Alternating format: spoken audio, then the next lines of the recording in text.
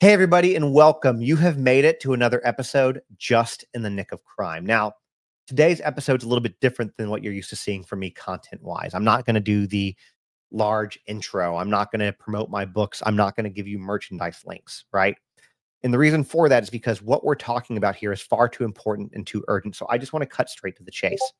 The only thing that I will ask is that if you are new here, or even if you're not new here and you just haven't already, make sure to hit that subscribe button. Make sure to follow. Make sure the bell is on so you don't miss a single episode of things that we do, whether it's live or pre-recorded. You don't want to miss it because we talk about great facts. We go into detail, and the subject matter here is important. Now, if you've clicked on this episode, you're watching it, you know what the subject matter is. We're talking about the Menendez brothers. And look, I know that some of you watching this have already made up your mind about Erik and Lyle Menendez. You might even be wondering, why are you covering this case, Justin? This happened a long time ago. They're guilty. And I'm not here to argue that. I understand where you're coming from. But I do want you to bear this in mind, is that for years, we've only heard one version of the story. Just one. And what I'm going to share with you today might challenge everything that you think you know about this case. Now, I'm not here to tell you what to believe. That is not my job. That is not my function. I'm here to tell you about evidence that many people have never seen or never heard about. Facts that never made it to that jury. And new information that's recently come to light. All I'm asking for you to do is keep an open mind.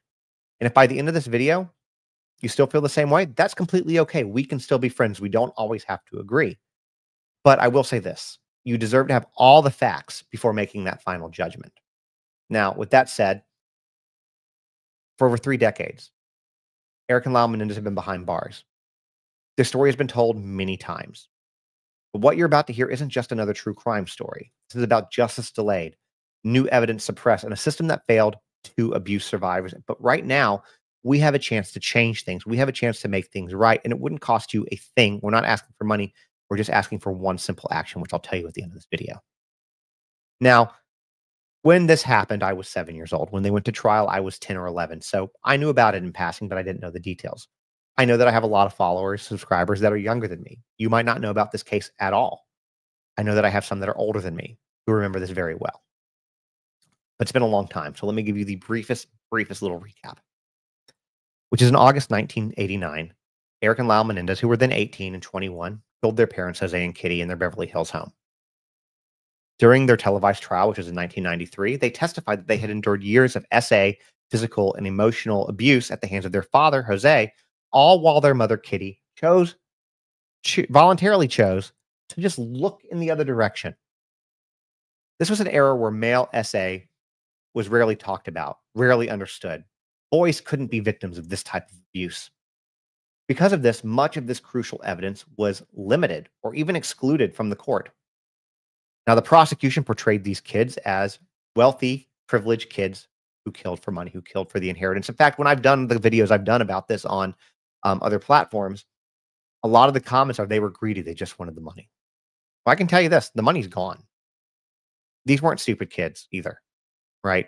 They knew that they were probably going to get caught. They knew they were probably going to get caught. They knew that lawyers were expensive. All the money's gone, right? But the media loved this narrative, right? It was sensational. It was shocking. It made for phenomenal headlines. In fact, let me pull one of those headlines up for you real quick. I want you to see it. It's great. Sons named in double slaying in Beverly Hills. It was so, they did a great job sensationalizing. Let's just say that. And so many headlines were like that.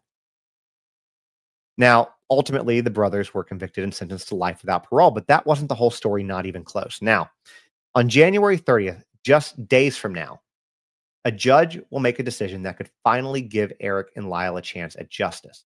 But there are powerful forces working to prevent that from happening, and I'm going to explain why that matters. Okay? As I said, the prosecution painted a simple picture. Privileged teens kill wealthy parents for inheritance. Public ate it up. The newspapers ate it up. The only problem was, like I said, it wasn't the whole truth. What many don't realize is that the jury never got to hear the full story either, which means you didn't. The brothers' desperate testimony about years of SA was limited by the court. And why? Because, like I said, in '89, society wasn't ready to believe that boys could be victims of SA, but that's just not the reality. The reality is that in the '80s, only 3% of SA cases involved male victims. 85% of male victims never reported their abuse. And the average time before male victims came forward, y'all, 20 years. 20 years. But in the years since their conviction, new evidence has emerged that demands our attention. Next, sorry guys, had a moment there. Here we go. Medical records. Medical records support signs of long-term abuse. Psychological evaluations show severe PTSD, which is consistent with trauma, and family members from both sides of the family have come forward corroborating suspicious behavior from Jose and Kitty Menendez with their boys. Now, this is the most significant part of what I'm going to tell you. This is the newest piece of evidence. Another victim has come forward describing being given substances and SA'd by Jose Menendez, the exact same pattern of abuse that the brothers described. Now, the previous Los Angeles district attorney reviewed all of this and he recommended resentencing. But then everything changed. This right here is the new DA, Nathan Hochman, and he's made two concerning moves. First is he suggested that he might block resentencing. The other thing is he appointed Kathy Cady as the head of victim services. Now, you're probably asking yourself, why does this matter? Who's Kathy Cady? Well, I'm going to share that with you. Kathy Cady represents the only family member, the only singular family member that opposes the boys being resentenced.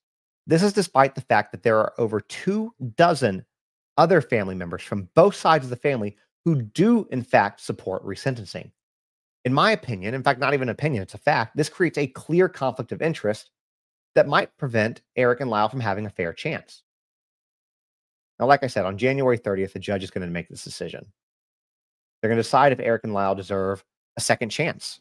They deserve to be resentenced, but they need our help to ensure that this actually happens and that this decision isn't influenced by biases or politics.